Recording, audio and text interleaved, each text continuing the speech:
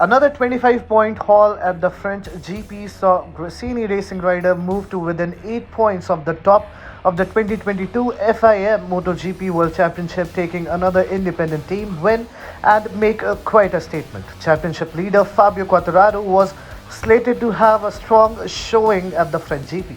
The Frenchman came into his home race on top of the points table at a track where Yamaha's weaknesses aren't punished quite so severely. With the support of the home crowd and a well set up M1, Quartararo laid down some impressive pace in free practice, making him the hot favorite for Sunday's race. But he only managed 4th place in qualifying and then had a bad start. It was mostly downhill from there, with the Yamaha rider being swallowed up in the first few corners and dropping as low as 8th place.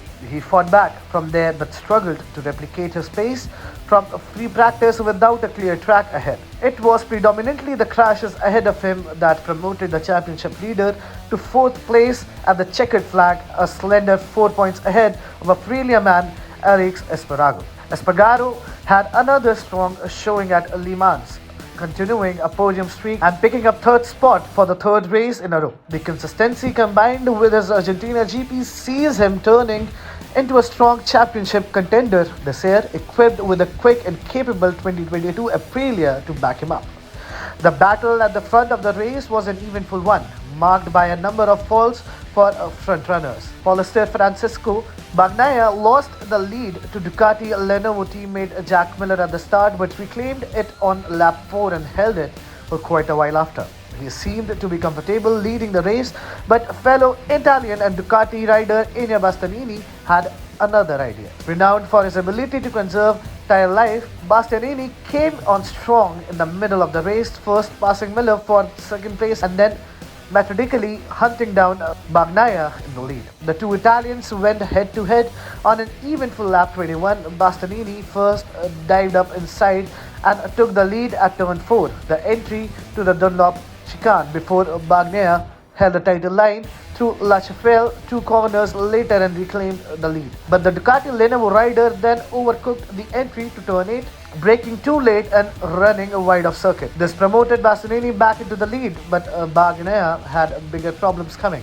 Having rejoined in 2nd, the race for last year's championship runner was dramatically cut short as he lost the front and crashed out at the penultimate corner on the same lap. That left Bastianini to take a comfortable win, but the Italian on the year-old Gresini Ducati continued to set a blistering pace at the front of the race, taking the checkered flag nearly 3 seconds ahead of Miller, the man he's tipped to replace in the factory Ducati team next year. In doing so, Bastianini closed to just 8 points of the championship lead and will be full of confidence heading into his Ducati's home race at Mugello in 2 weeks' time. It was a disastrous Sunday at the end of a tumultuous fortnight for Suzuki.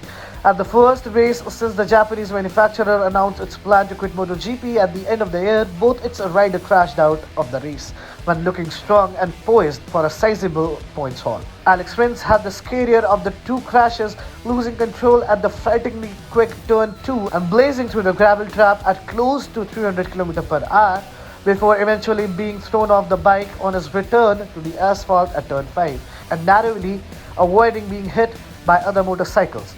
Joan Mir, meanwhile, was in hot pursuit of a podium finish when he hit the deck at penultimate corner in a crash almost identical to Bagnaia's. Behind all the drama, 6-time MotoGP World Champion Marc Marquez struggled to a 6th place finish as he continued his search for ideal setup that gives him the feeling and confidence he needs on radically new 2022 Honda RC213V. Despite losing one of his winglets in early contact with 5th place finisher Johan Zarco, Brad Binder was KTM's top and only finisher, picking up 8th place. With the Austrian factory team continuing to struggle to make its RC16 competitive and the South African consistently the leading light up for the team with whom he is contacted until 2024, there is pressure on KTM to start turning things around.